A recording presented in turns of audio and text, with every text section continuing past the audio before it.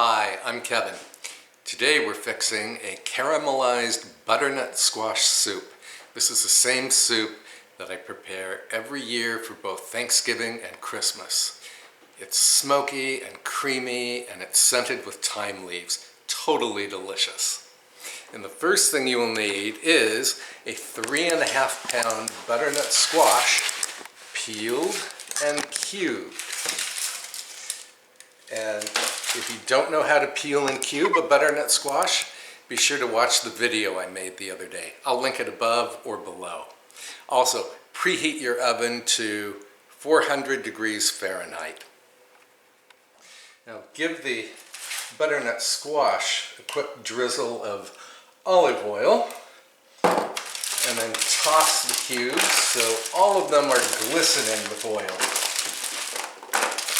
The oil will help the squash to caramelize and turn very sweet in the oven. Okay, and my oven is already preheated to 400 degrees, so I'm going to roast these for 40 minutes or until all of the cubes are fork tender and caramelized. Now I wanted to tell you that I always throw the seeds and fibers and peelings from butternut squash on my compost pile, but then a few people have told me that you can give the fibers and seeds to the birds outside, and that sounds like a really nice treat for them, so I'm going to start doing that. Okay, now next thing we need is bacon, 7 or 8 slices of just regular good smoky bacon. And then we have to cut these into thin strips. And what I do is just briefly freeze the bacon to make it easy to slice. Yeah, see how easily this cuts?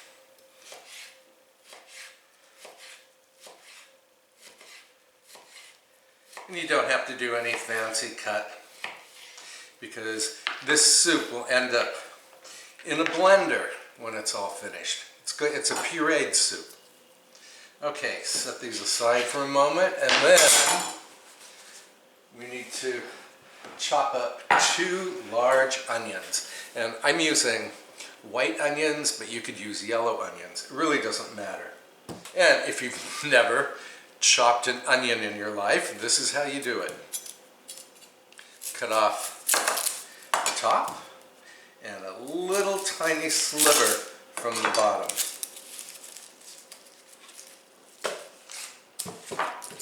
And then turn it upright and cut it in half through the root. Then peel. Boy, you can fast forward through this section of the video if you already know how to peel and chop an onion. So remember, that's why God invented the fast forward button. And then, let's see, we want to turn the root end away from us and then just make lengthwise cuts. You want to cut almost to the root, but not through the root.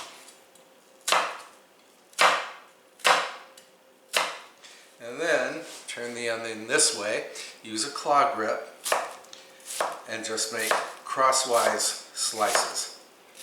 And here again, you don't have to be particular, because again, this is a pureed soup, so everything is going to end up in a blender. I'll just do this one very quickly. Claw grip, slice. There, we're all done. Got to put these in my bowl.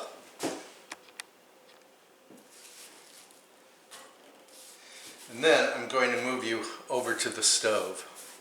All right, we're at the stove top, and I will be making this soup in a 5-quart Dutch oven. You could use any heavy soup pot as long as it holds at least 5 quarts. And then put the cut up bacon in the pot. And we're going to cook the bacon very slowly over low heat, just until it renders its fat. In other words, we don't want to brown and crisp the bacon. We just want it to cook and release its grease. And this is going to take about 8 minutes, so I will come back. Alright, the bacon has rendered its fat. So now we can add the onions. In they go.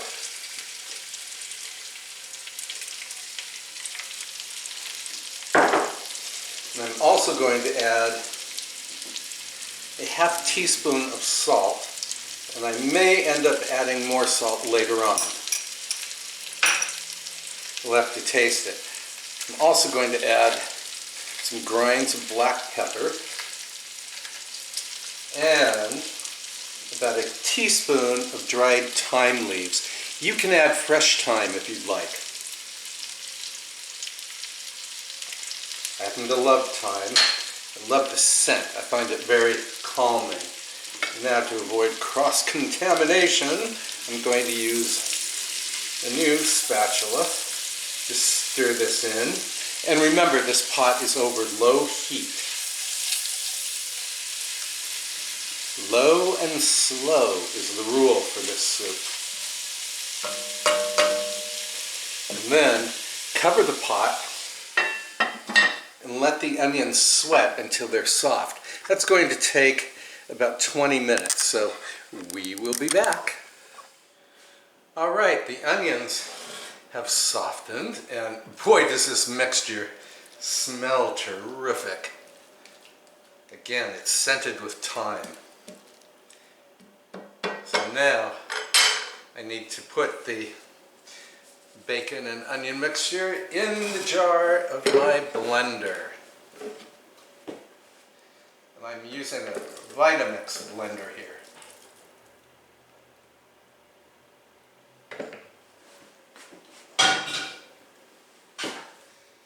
Okay, now let me just quickly pick up all the pieces that fell on my workstation. Hold on.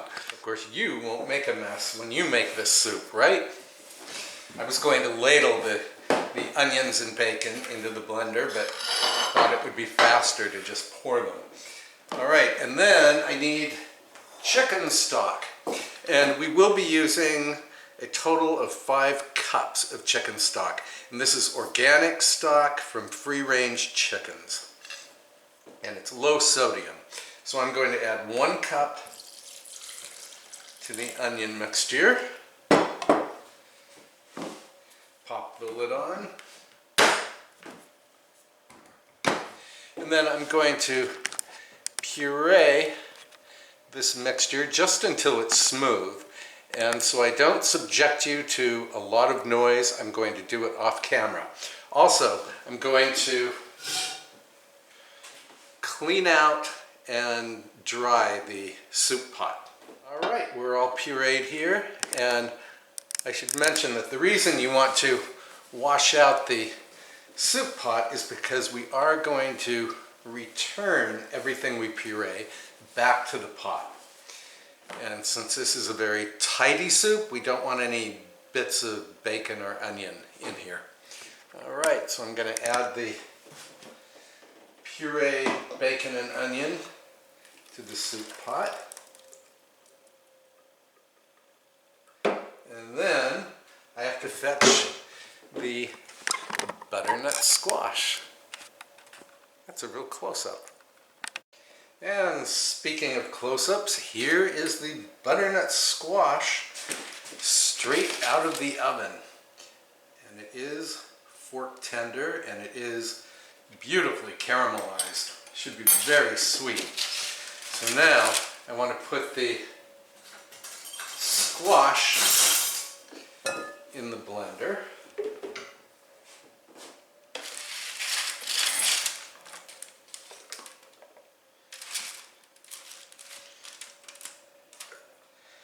The squash is very hot, but this blender can take the heat.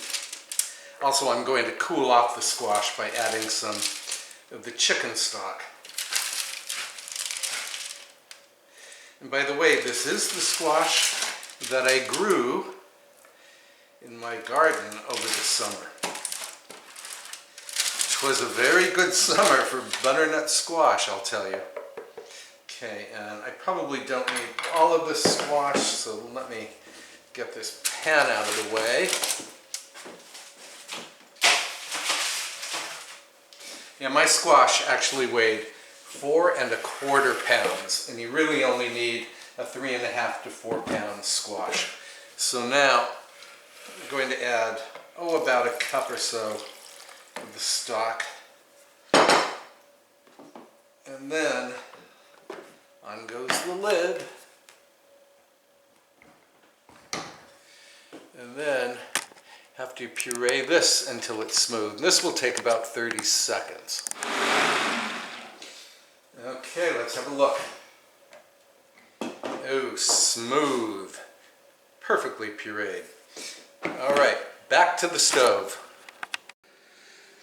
Okay, so my bacon mixture is in the pot already, and I'm going to put this, I'm going to set the heat to medium-high, and then have to add the butternut squash. In you go. You want to get all of this out of here. Waste not, want not. And this bacon mixture looks white now, but it is going to turn a gorgeous shade of beta-carotene orange.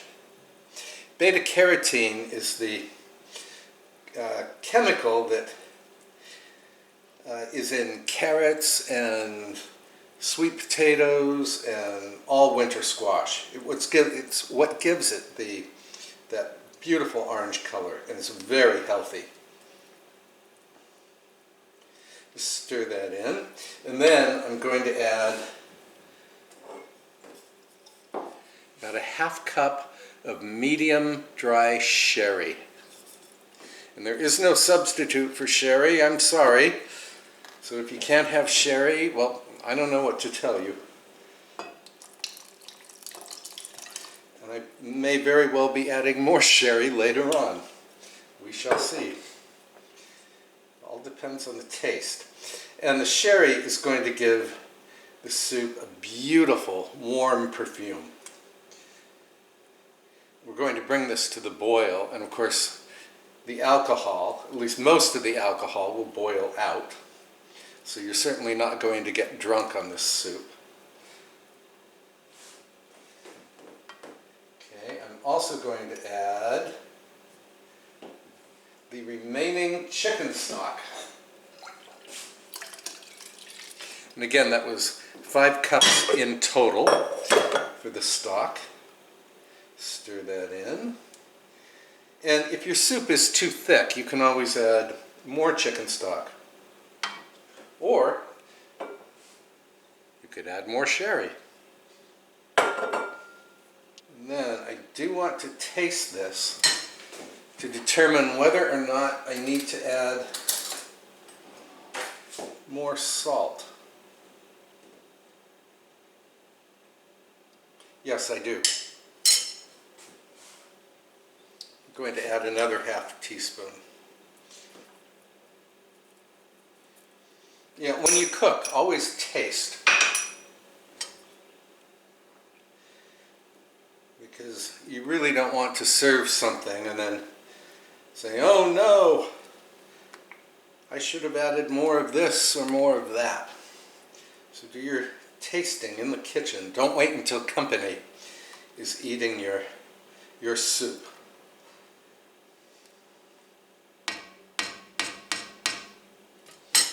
Alright, and then finally I'm going to add some heavy cream.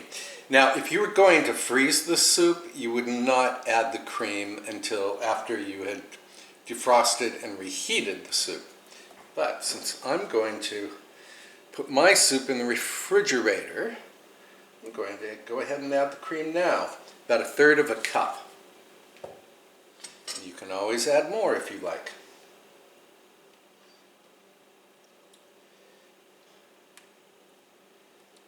Okay, and then we're going to bring this to the boil, and then I'm going to lower the heat and let the soup simmer. Let me see if I can talk with you. There's Avery's food dish, isn't that attractive? And I'm going to, bring the soup to a boil, and then I'm going to let it simmer for 10 minutes. We'll be back. Now I should mention that this is the kind of soup that you really want to make well ahead of serving time. Although the soup will taste wonderful on the day you made it, it will taste much, much better after it has cooled to room temperature and it's been chilled in the refrigerator for 1 to 3 days, maybe even for 5 days. Anyway, the flavors will just mellow and become extra wonderful while it refrigerates. And the soup, of course, is a snap to reheat. So I'll come back when this soup is ready. All right, my soup has finished simmering, and we're going to pretend that I have let it come to room temperature, and then I've covered it, and I've put it in the refrigerator overnight, and I've reheated it, okay? And for company gatherings, which of course we're really not allowed to have right now because of the pandemic, I normally would serve the soup in this tureen.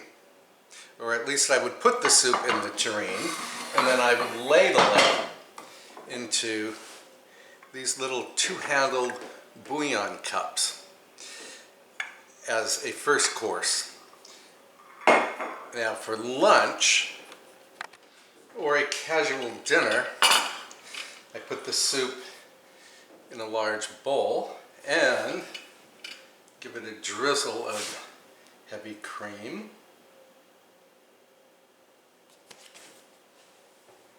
And for a little crunch, add some croutons.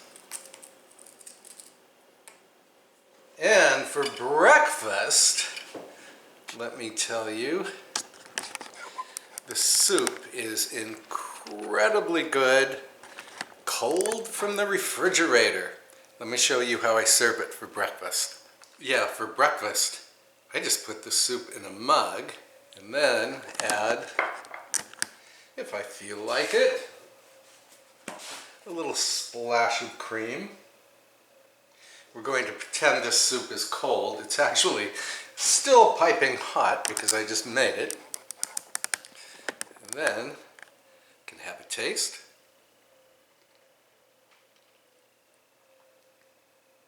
Oh, so good. Yeah, even though I haven't let this cool and refrigerate and reheat, it's still wonderful. So you could serve this on the same day you made it. Wow. Probably have beta-carotene all over my lips. Hang on. So I hope you'll give this soup a try. And again, you can make it, up to 3 days or maybe even 5 days ahead of time. So if you're planning a dinner party, which we're really not allowed to do right now because of the pandemic, but if you are planning a dinner party, it's good to know that the soup course is already done. So again, please try the soup, and please tap the little bell icon to receive notifications. Please subscribe, and please post a comment below. Reading the comments, I think, is my favorite part of filming these YouTube videos. Of course, I love to cook. So thank you for spending time with me today. I really enjoyed your company, and I will see you very soon with another recipe. Bye for now. And of course, I forgot to tell you that I will post the list of ingredients in the description box below. Okay, I'll see you soon. Bye-bye.